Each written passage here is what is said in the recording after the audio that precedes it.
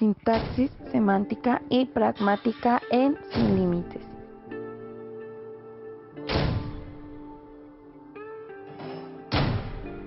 ¿Estás listo?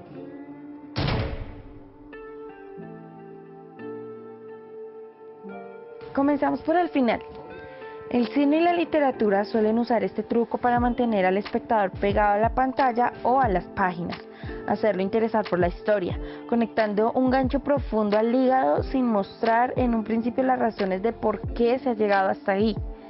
Un posible suicidio del que no sabemos nada, una caída de la cual no tenemos idea del principio ni del final. Este ardid nos dura hasta el final mismo de la película, convirtiéndolo todo en una anécdota, como cuando le cuentas a un amigo en un bar: ¿sabías que una vez casi me arrojo desde un balcón? Es una historia interesante, déjame y te cuento. A partir de aquí la película nos muestra un orden más lineal de las cosas que suceden. Podemos ver al protagonista incluso dividiéndose, realizando acciones que nos dan un contexto del tiempo, sabiendo nosotros por simbolización y significación metafórica de lo que hablaremos luego, que lo que estamos viendo solo puede realizarse en un orden específico, el manejo del tiempo en la película. Siendo un contexto tan abstracto, se nos manifiesta mediante lapsos aparentemente mentales en situaciones como, por ejemplo, cuando debido al abuso de la droga que el protagonista toma, comienza a tener pérdidas de memoria que se le representan como apariciones sin un contexto claro, al menos para el personaje, pero que al igual nosotros como espectadores atendemos como lapsos producidos por el consumo de las pastillas. Se nos muestra un dual con un antes y un después, a veces claramente, otras veces desdibujado, pero que nos lleva a relacionar el orden secuencial de lo que está sucediendo en la vida del protagonista.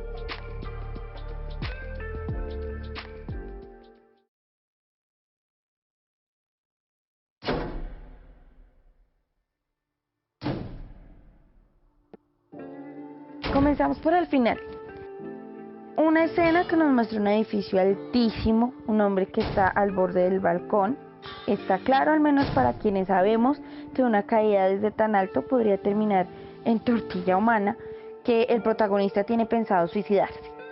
La metáfora de la caída se nos muestra en casi todo momento durante la película.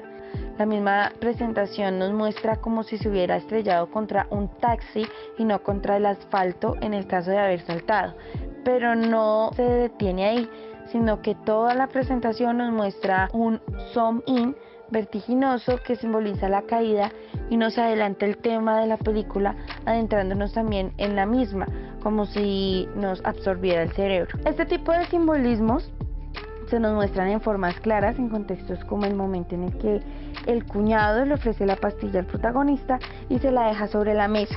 Aquí encontramos lo que mencionábamos antes, un antes y un después. Eddie Morra, el protagonista, se nos ha mostrado como una persona un poco vaga, descuidada y desaliñada.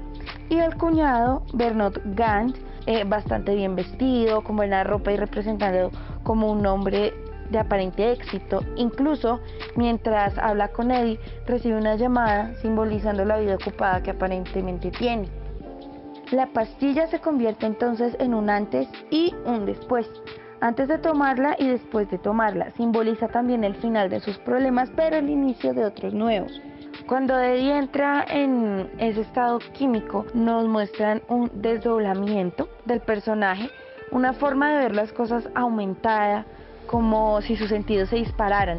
Esto se puede resumir en una pequeña parte muy significativa de la imagen, un efecto al que yo llamaría vista de paloma, una visión de 360 grados que tanto Eddie como su novia Lindy, cuando ella también consume la pastilla para salvarse del asesino que la viene persiguiendo, experimentan, y que viene a simbolizar lo que Eddie mismo expresa en una simple frase: estaba ciego y ahora puedo ver. Esta simbología se nos presenta así en casi toda la película, exceptuando un símbolo más radical, bastante pragmático, de lo que hablaremos a continuación, en el que el mafioso que viene acosando al personaje de Bradley Cooper le envía por correo las manos cortadas de sus guardaespaldas. Un mensaje connotativo que quiere decirles a Eddie que pueden hacerle eso a él en el momento en el que el mafioso quiera, sin poder hacer nada para impedirlo.